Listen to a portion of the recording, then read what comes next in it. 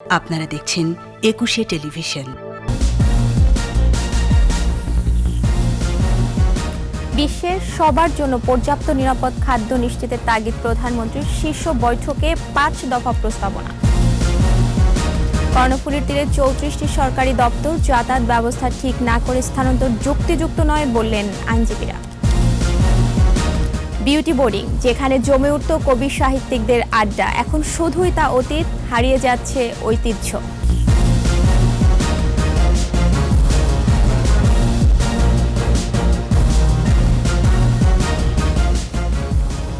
শুনছিলেন first security ইসলামী bank limited সংবাদ শিরোনাম। আমন্ত্রণ সকাল 9টার 21 সংবাদে আপনাদের সাথে আছি মহিমা পলি। দর্শক, 21 টেলিভিশনের সংবাদ একই সাথে সরাসরি দেখতে পাবেন আমাদের ফেসবুক পেজ www.facebook.com/2124 অনলাইনে। সংবাদে আরও থাকছে। বঙ্গবন্ধু কন্যার হাত ধরেই উন্নয়নের রোল মডেল আজ দেশ, তলাঝুরি নয়, সমালোচনাকারীদের মুখেও প্রশংসার ফুলঝুরি।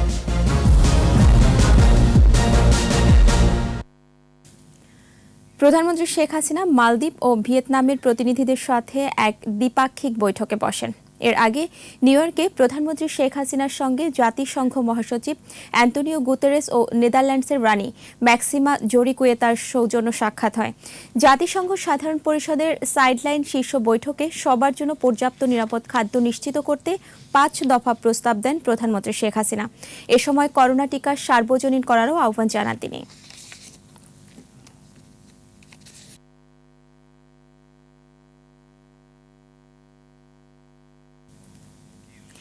এবার আমাদের বিশেষ আয়োজন, সংগ্রাম উন্নয়ন অর্জনের শেখ হাসিনা।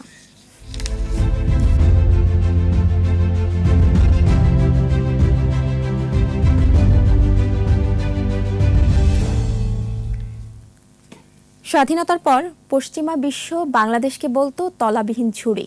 জাতির পিতা বঙ্গবন্ধু শেখ মুজিবুর রহমানের সেই দেশ আজ তারই সুযোগ্য কন্যার হাত ধরে বিশ্বে উন্নয়নের রোল মডেল। বাংলাদেশের সব সময়কার সমালোচনাকারীরাও বরং এখন নানা বিশ্লেষণে প্রশংসার ফুলঝুরি ছোটাচ্ছে। নিজস্ব অর্থায়নে দেশে হচ্ছে পদ্মা সেতু, মেট্রো রেলের মতো বৃহৎ প্রকল্প। প্রণব চক্রবর্তীর রিপোর্ট। প্রমত্তা পদ্মায় দৃশ্যমান স্বপ্নের সেতু। এরই মধ্যে কাজ শেষ হয়েছে 94%-এরও বেশি। 2022 সালেই সেতুর উপর দিয়ে একই সাথে চলবে বাস, ট্রেন। এই বহুমুখী সেতু প্রকল্পের শুরুতেই ষড়যন্ত্র ছড়ানো হয় বাংলাদেশের বিরুদ্ধে। প্রধানমন্ত্রী শেখ হাসিনা সেদিন দৃঢ়তার সাথে বলেছিলেন, নিজস্ব অর্থায়নেই পদ্মার বুকে হবে সেতু। আমরা আমাদের নিজের টাকায় এই বৃহৎ সেতু নির্মাণের কাজ শুরু করেছি। শুধু কি পদ্মা সেতু, এরই মধ্যে রাজধানীতে দৃশ্যমান মেট্রো রেলের পথ হয়েছে পরীক্ষামূলক চলাচল। 2022-এর মাঝামাঝি দেশের প্রথম ইলেকট্রনিক রেলে চলাচল করতে পারবে নগরবাসী। যানজট এড়ানো এবং ভোগান্তি কমাতে প্রধানমন্ত্রী শেখ হাসিনার এমন স্বপ্ন এখন বাস্তব হয়ে দেখা দিয়েছে। একজন নেতার পরিচয় তিনি কতটা সুদূর প্রসারী চিন্তা ভাবনা করেন। শেখ হাসিনা যেভাবে দেশকে এগিয়ে নিয়ে চলেছেন, শুধু অবকাঠামোগত উন্নয়ন নয়, মানবিক উন্নয়ন, মানসিকতার উন্নয়ন, শিক্ষা, সংস্কৃতি, ইতিহাস, ঐতিহ্য এগুলোকে নিয়ে উন্নয়ন করা। আমি মনে করি যে দেশ নিশ্চয়ই এই যে রূপকল্প 2041 আমরা উন্নত সমৃদ্ধ দেশে উপনীত হব। চট্টগ্রামে কর্ণফুলী নদীর তলদেশে তৈরি হচ্ছে 2 টিউব বিশিষ্ট বহুলেনের কর্ণফুলী টানেল। বঙ্গবন্ধুর নামে এই টানেল সংযুক্ত করবে নগরীর পতেঙ্গা ও দক্ষিণের আনোয়ারা প্রান্তকে। এরই মধ্যে শেষ হয়েছে প্রায় 70% কাজ। 2022 সালে সম্পূর্ণ শেষ হবার আশা সংশ্লিষ্টদের। এছাড়াও নানা প্রকল্প, মেগা প্রকল্পের কাজ চলছে দেশ জুড়ে। পাবনায় রূপপুর পারমাণবিক বিদ্যুৎ কেন্দ্র, পায়রা সমুদ্র বন্দর, দোহাজারী রামু কক্সবাজার ঘুমধুম রেলপথ, মাতারবাড়ি কয়লাভিত্তিক বিদ্যুৎ কেন্দ্র এবং চট্টগ্রামে এলএনজি টার্মিনাল। প্রশাসন বিকেন্দ্রীকরণের কথা বলি, মানুষের চাহিদার কথা বলি, এই সর্বক্ষেত্রে কিন্তু এই মেগা প্রকল্প যেগুলো নেওয়া হয়েছে, এগুলো যখন চালু হয়ে যাবে, এগুলো যখন বাস্তবায়িত হবে, তখন দেখা যাবে যে মানুষ সব দিক থেকে সমৃদ্ধ হবে। বাংলাদেশ এগিয়ে যাচ্ছে, এগিয়ে যাবে। প্রধানমন্ত্রী হিসেবে আওয়ামী লীগ সভাপতি শেখ হাসিনা দেশের হাল ধরেছিলেন বলেই অনন্য নেতৃত্ব গুণে এরই মধ্যে উন্নয়নশীল রাষ্ট্র বাংলাদেশ। এখন লক্ষ্য উন্নত রাষ্ট্র, আর উন্নয়নের গতি ধরে রাখতে দেশ জুড়ে গড়ে উঠছে 100টি অর্থনৈতিক অঞ্চল। প্রণব চক্রবর্তী, একুশে টেলিভিশন, ঢাকা। চট্টগ্রামের পরীর পাহাড়ের চূড়া থেকে প্রায় 5 কিলোমিটার দূরে কালুরঘাট এলাকার কর্ণফুলী নদীর তীরে স্থানান্তর হতে যাচ্ছে বিভাগীয় কমিশনার ও জেলা প্রশাসকের কার্যালয়। ইতোমধ্যে নদীর কূল ঘেঁষে প্রায় 74 একর খাস জমি চিহ্নিত করা হয়েছে। বিপ্লব মজুমদারের ক্যামেরায় একরামুল হকের প্রতিবেদন, জানাচ্ছেন মাসুম আলিসা। চট্টগ্রামের পরীর পাহাড়ের উপর চাপ কমাতে কালুরঘাটের কর্ণফুলী নদীর তীর ঘেঁষে স্থানান্তর করা হবে বিভাগীয় কমিশনার ও জেলা প্রশাসকের কার্যালয় সহ 34টি সরকারি দপ্তর। এর পাশে একটি স্মৃতিসৌধ নির্মাণের পরিকল্পনাও রয়েছে। এরই মধ্যে খাস জমি চিহ্নিত করা হয়েছে। মাননীয় প্রধানমন্ত্রী, এখানে আমি একটু উল্লেখ করতে চাই, নিজেই বলেছিলেন চট্টগ্রাম উন্নয়নের দায়িত্ব উনি নিজের কাঁধে নিয়েছেন, এবং যেদিন থেকে উনি চট্টগ্রাম উন্নয়নের দায়িত্বটা নিয়েছেন তারপর থেকে কিন্তু চট্টগ্রাম দ্রুত গতিতে উন্নয়নের কাজ এগিয়ে চলছে। শুধু সরকারি দপ্তর নয়, প্রস্তাবিত জায়গায় হাসপাতাল, নতুন সার্কিট হাউস, কনভেনশন সেন্টার, সরকারি কর্মকর্তাদের জন্য প্রশিক্ষণ কেন্দ্র, আবাসন, শপিং মল ও শিক্ষা প্রতিষ্ঠানও নির্মাণ করা হবে। চানগাঁও এলাকায় পড়েছে, কালুরঘাট সেতু এলাকায়, যেখানে বঙ্গবন্ধু মেরিটাইম ইউনিভার্সিটি নির্মিত হচ্ছে। সেই বঙ্গবন্ধু মেরিটাইম ইউনিভার্সিটির পাশেই প্রায় 75 একর খাস জায়গা রয়েছে, যেখানে একদিকে কর্ণফুলী নদীর মোহনা, আরেকদিকে 6 লেন হাইওয়ে। এই জায়গাটিতে আমরা সরকারি সকল অফিস আদালত স্থানান্তর করার উদ্যোগ গ্রহণ করেছি। তবে চট্টগ্রামের প্রশাসনিক দপ্তর স্থানান্তরের ক্ষেত্রে শর্ত জুড়ে দিয়েছেন আইনজীবীরা। যাতায়াত ব্যবস্থা ঠিক না করে স্থানান্তর প্রক্রিয়া যুক্তিসঙ্গত নয় বলে মত দেন তারা। যাওয়ার আসার জন্য যেই যাতায়াত ব্যবস্থা, রাস্তাঘাট, সেটা সমুন্নত রাখতে হবে এবং এটা এমনভাবে সংস্কার করতে হবে যাতে করে ওখানে গিয়ে আসতে আমার দুর্ভোগ পোহাতে না হয়। মাসুম আলিসা, একুশে টেলিভিশন। এবার আমাদের বিশেষ আয়োজন আমার বাংলা।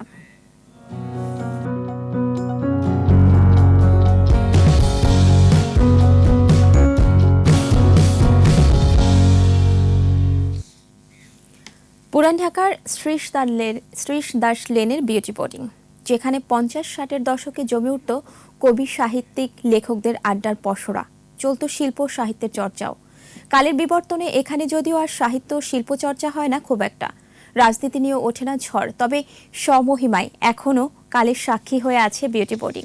মামুন মোল্লার ক্যামেরায় বিউটি বোর্ডিংয়ের আদ্যপান্ত তুলে এনে জানাচ্ছেন রিয়াজ সুমন। হলুদ রঙের দোতলা এ বাড়ির নাম বিউটি বোর্ডিং।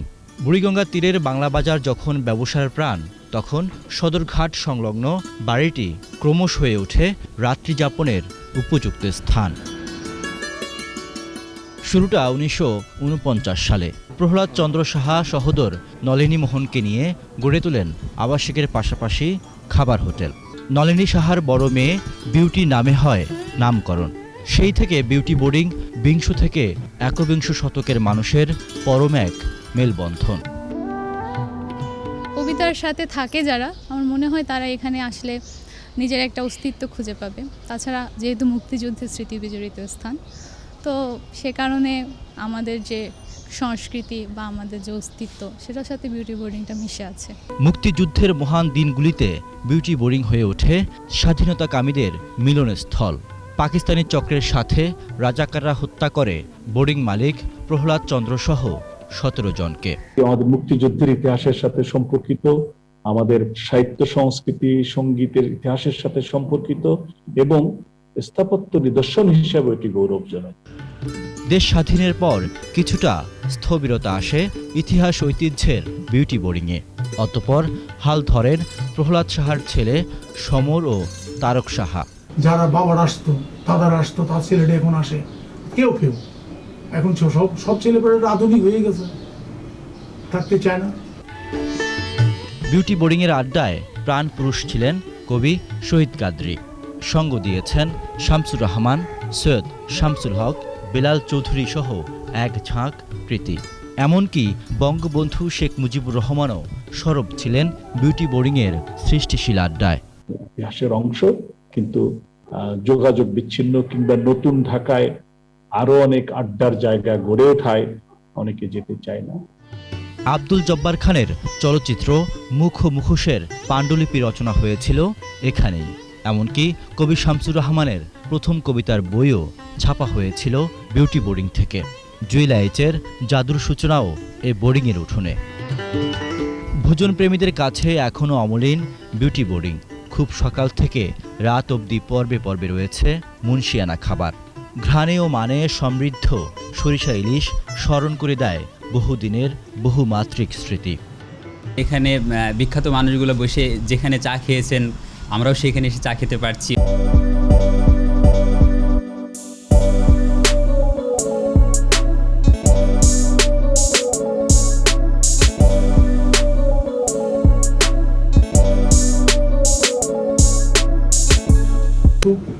আমরা কিন্তু গভর্নমেন্ট থেকে স্বীকৃতি পাই নাই যে আমরা একটা শহীদ পরিবার হিসাবে আমরা আছি। রিয়াদ সুমন, একুশে টেলিভিশন, ঢাকা। সংবাদের এ পর্যায়ে নিচ্ছি বিরতি। যখন ফিরছি তখন অন্যান্য খবরের সঙ্গে আরও থাকবে। জামালপুরে কমিউটার ট্রেনে ডাকাতি, 2 যাত্রী নিহত, আহত 1।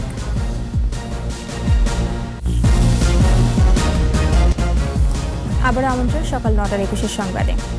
জামালপুরের দেওয়ানগঞ্জগামী কমিউটার ট্রেনে ডাকাতির ঘটনায় ট্রেনের 2 যাত্রী নিহত হয়েছে। এ সময় আহত হয় 1 জন। প্রত্যক্ষদর্শীরা জানায়, গেল রাতে ঢাকা থেকে ছেড়ে আসা দেওয়ানগঞ্জগামী কমিউটার ট্রেনের ছাদে 15-20 জন যাত্রী ভ্রমণ করছিলেন। ট্রেনটি ময়মনসিংহের গফরগাঁও স্টেশন ছাড়ার পর 4-5 জনের একটি ডাকাত দল দেশীয় অস্ত্র নিয়ে তাদের উপর আক্রমণ করে। এ সময় কয়েকজন যাত্রীর সাথে ডাকাতদের ধস্তাধস্তি হয়। ডাকাতদের আক্রমণে 3 যাত্রী আহত হয়ে ট্রেনের ছাদে পড়ে যায়। পরে অন্য যাত্রীরা পিয়ারপুর স্টেশনে ডাকাতির ঘটনা জানালে রেলওয়ে পুলিশ আহত ওই 3 যাত্রীকে উদ্ধার করে হাসপাতালে নিয়ে যায়।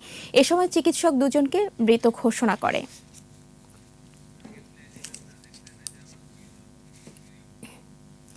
প্রীতিলতা ওয়াদ্দেদা ব্রিটিশ হটাও আন্দোলনের বীরকন্যা। 1932 সালের এই দিনে চট্টগ্রামে ইউরোপিয়ান ক্লাব আক্রমণের সময় শহীদ হন। সেই থেকে স্বাধীনতার অন্যতম কিংবদন্তি প্রীতিলতা।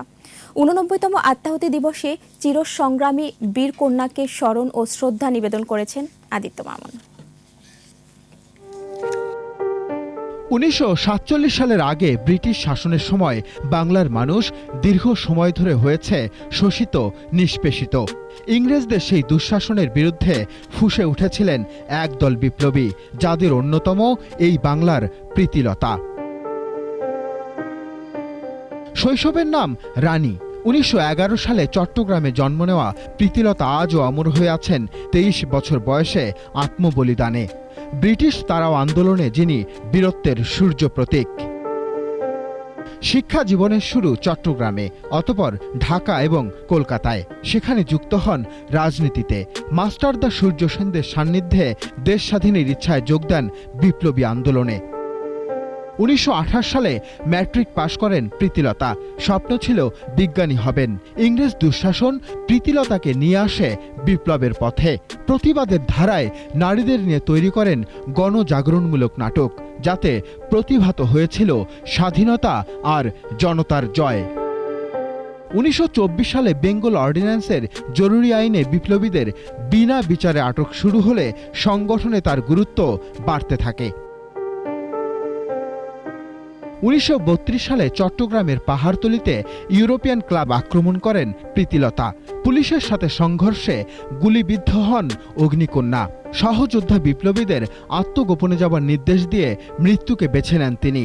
পটাশিয়াম সায়ানাইড খেয়ে আত্মাহুতি দেন মুক্তিকামী প্রীতিলতা।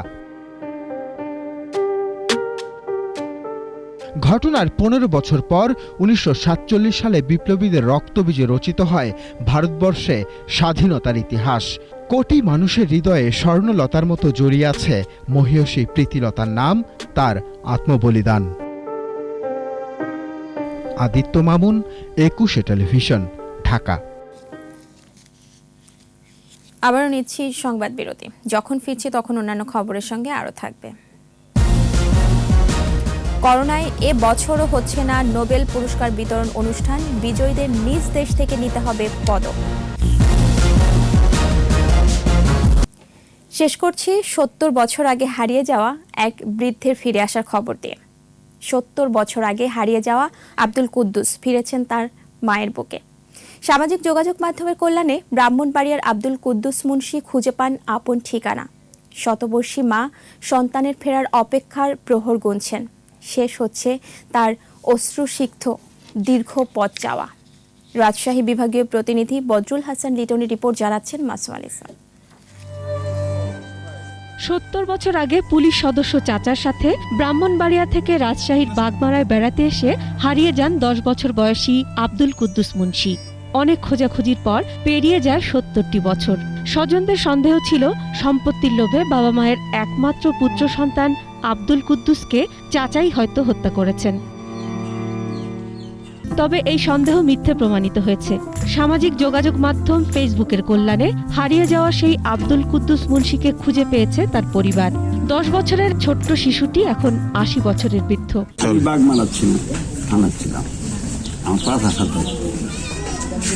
একদিন, ২ দিন, ৩ দিন মারি সম্প্রতি আয়ুব আলী নামের এক পরিচিত ব্যক্তির ফেসবুক আইডি থেকে আব্দুল কুদ্দুসের হারিয়ে যাওয়ার ঘটনাটি প্রকাশ পায়। সেখানে শুধু বাবা মা ও নিজ গ্রাম বাড্ডার কথা জানাতে পারেন তিনি। ভিডিওটি সামাজিক যোগাযোগ মাধ্যমে ছড়িয়ে পড়লে দেশে বিদেশে ছড়িয়ে থাকা বাড্ডা গ্রামের বাসিন্দারা সাড়া দিতে থাকেন। এক পর্যায়ে আব্দুল কুদ্দুস মুন্সিকে খুঁজে পান তার পরিবারের সদস্যরা। বাবা কুদ্দুস, আমার সাথে কথা করে, বাবা তোর নাম কুদ্দুস, বাবা তুই আমার। আমি তার সঙ্গে আলাপ করি এবং বলি, আমি যদি এটা ভিডিও করে ছাড়ি বা আপনার পরিবার যদি আপনার ফিরে পান তাহলে কেমন হয়। তো তিনি খুব খুশি হন। আব্দুল কুদ্দুসের স্বজনরা জানান এখনো জীবিত আছেন তার শতবর্ষী মা ও এক বোন। এরই মধ্যে মায়ের সাথে ভিডিও কলে কথা বলেছেন আব্দুল কুদ্দুস মুন্সি। নিজের পরিবার খুঁজে পেয়ে খুশি আব্দুল কুদ্দুসের স্ত্রী ও সন্তানেরা। আইয়ুব আলী সাহেবের সাথে আমার ২২ যোগাযোগ হয়ে গেল এই ফেসবুকের মাধ্যমে। আমি আমার ফেসবুকে স্ট্যাটাস দিলাম যে দীর্ঘ ৭০ বছর পর শিকড়ের সন্ধান পেলেন কুদ্দুস মুন্সি। আমাদের যে রক্তের এবং বংশের যে টান সেটা আমরা অনুভব করতে পারছি। এদিকে এই ঘটনায় ব্যাপক আলোড়ন সৃষ্টি হয়েছে আব্দুল কুদ্দুসের বর্তমান আবাস রাজশাহীর বাগমারার বারুইপাড়া গ্রামে। দেখে ভালো লাগছে। সবকিছু ঠিক থাকলে শনিবার মায়ের সাথে দেখা করতে পিতৃভূমি ব্রাহ্মণবাড়িয়ায় যাবেন আব্দুল কুদ্দুস মুন্সি। শেষ হবে শতবর্ষী মায়ের ৭০ বছরের পথ যাওয়া। মাসুম আলিসা, একুশে টেলিভিশন। আর এরই সাথে শেষ করছি সকাল ৯টার ২১ সংবাদ। তবে যাবার আগে ফার্স্ট সিকিউরিটি ইসলামী ব্যাংক লিমিটেড সংবাদ শিরোনামগুলো জানাবো আরও একবার। বিশ্বের সবার জন্য পর্যাপ্ত নিরাপদ খাদ্য নিশ্চিতের তাগিদ প্রধানমন্ত্রীর শীর্ষ বৈঠকে ৫ দফা প্রস্তাবনা। কর্ণফুলীর তীরে ৩৪টি সরকারি দপ্তর, যাতায়াত ব্যবস্থা ঠিক না করে স্থানান্তর যুক্তিযুক্ত নয় বললেন আইনজীবীরা। বিউটি বোর্ডিং, যেখানে জমে উঠত কবি সাহিত্যিকদের আড্ডা, এখন শুধুই তা অতীত, হারিয়ে যাচ্ছে ঐতিহ্য। সর্বশেষ খবর জানতে ডায়াল করুন 2021 নম্বরে আর ভিজিট করুন ekushe-tv.com এই ওয়েবসাইটে। এছাড়া ফেসবুকে ভিজিট করতে পারেন facebook.com/ekushe24 অনলাইনে। এতক্ষণ সাথে থাকার জন্য ধন্যবাদ। আমাদের পরের সংবাদ বেলা 12টায় দেখার আমন্ত্রণ রইল। স্বাস্থ্যবিধি মেনে চলুন, সুস্থ থাকুন এবং একুশের সাথেই থাকুন।